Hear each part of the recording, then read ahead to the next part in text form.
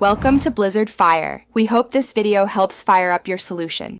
In this video, I will explain how to change your Fiat 500 radio. Before starting, gather your tools, including a flathead screwdriver and specific radio removal keys. Safety is paramount, so disconnect the negative terminal of your car's battery to prevent electrical issues. Also, consider protecting your dashboard and surrounding trim with a soft cloth to avoid any scratches during the process. Taking these initial steps ensures a smoother and safer installation. Now, let's remove the old radio. First, use a small flathead screwdriver to gently pry off the 4 blank tabs or trim covers located at each corner of the radio. Once these are removed, insert your radio removal keys into the 4 exposed holes. You should feel and hear a click as they lock. Apply outward pressure on the keys while carefully pulling the radio unit straight out. Finally, disconnect the main wiring harness and the antenna cable from the back of the unit.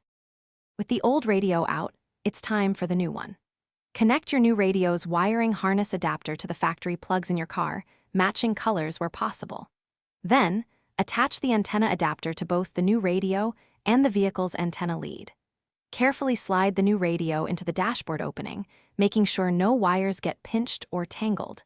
Secure the unit by reinserting any screws or by ensuring the radio removal keys lock it into position. For the final steps, let's reassemble and test. Carefully reinstall the trim panel or covers around your new radio, pressing them firmly until they click into place. Next, reconnect the negative terminal of your car's battery.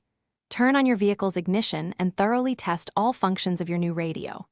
Check the sound, radio reception, and any other features like Bluetooth or USB connectivity to ensure everything is working perfectly before you hit the road. Thanks for watching. If you found this helpful, don't forget to like and subscribe.